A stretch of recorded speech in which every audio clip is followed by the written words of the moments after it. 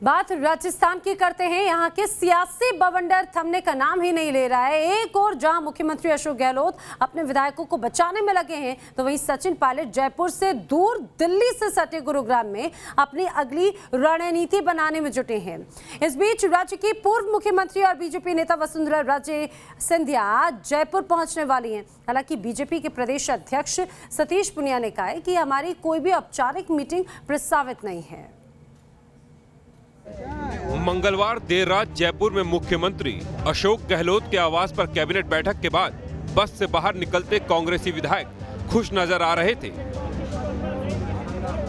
लेकिन जिस तरीके से जयपुर के फेयरमाउंट होटल में गहलोत अपने समर्थक विधायकों को साधने में जुटे हैं, उससे तो यही लगता है कि राजस्थान की गुलाबी नगरी में सियासी तापमान अभी भी लाल है। क्योंकि गहलोत के दांव से फिलहाल कांग्रेस के बागी नेता सचिन पायलट चित तो नजर आ रहे हैं, लेकिन राजस्थान में गहलोत और पायलट की सियासी तनातनी में अब बीजेपी ने भी दबे छिपे एंट्री मार दी है। आज जयपुर में बीजेपी के वरिष्ठ नेताओं की बैठक है, जिसके लिए सूबे की पूर्व मुख्यमंत्री और बीजेपी नेता वसुंधरा राजे धौलपुर से जयपुर आ रही हैं। देखिए, हमारी अभी हमने कोई मांग अपनी तरफ से की नहीं है, क्योंकि न तो हम अविश्वास लेके आए, न उन्होंने विश्वास की बात कही है।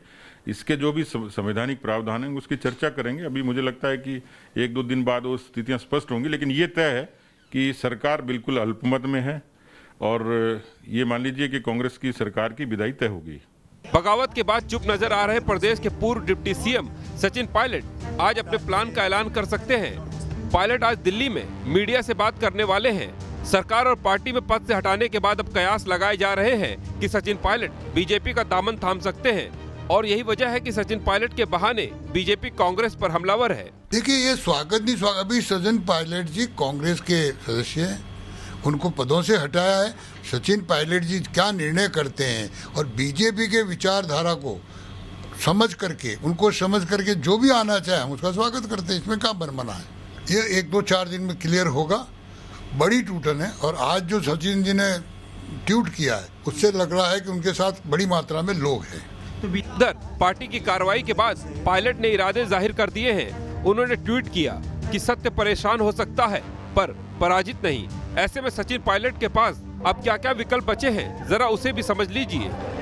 पहला विकल्प, कांग्रेस के अंदर वो सम्मानजनक जगह के लिए बार्गेन करें। दूसरा, नया संगठन बनाकर अपने समर्थक विधायकों के साथ कांग्रेस को चुनौती दें। तीसरा, कांग्रेस में रहकर वेट एंड वॉच की नीति पर चलें। चौथा, अपने समर्थक विधायकों के साथ बीजेपी ज्वाइन कर लें। हालांकि सचिन पायलट के साथ कई नेता ऐसे हैं जो बीजेपी में नहीं जाना चाहते, लिहाजा यहां भी सचिन पायलट के लिए मुश्किलें बरकरार हैं। इस बीच दिल्ली से सटे ग्रेटर नोएडा में सचिन पायलट के समर्थन में राजस्थान के मुख्यमंत्री अशोक गहलोत का पुतला फूंका गया।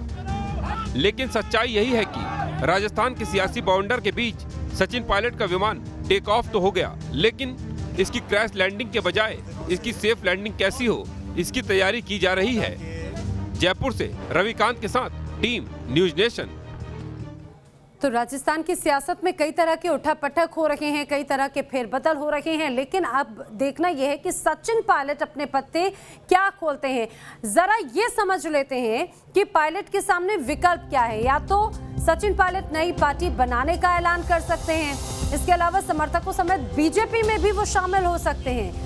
राज्यपाल और स्पीकर के सामने समर्थकों की वो परेड भी करा सकते हैं, और पर्याप्त संख्या में समर्थक होने पर गहलोत सरकार वो गिरा भी सकते हैं। इसके अलावा विधानसभा में फ्लोर टेस्ट के दौरान सरकार को गिराने की कोशिश भी की जा सकती है। कांग्रेस में अपने हमदर्दों के जरिए सम्मानजनक वापसी का रास्ता भी सचिन पायलट तलाश सकते हैं। हालांकि ये अभी सिर्फ अटकलें हैं, संभावना है, लेकिन आखिर क्या चल रहा है सचिन पायलट के मन में, ये इसके लिए तो थोड़ा सा इंतजार करना होगा।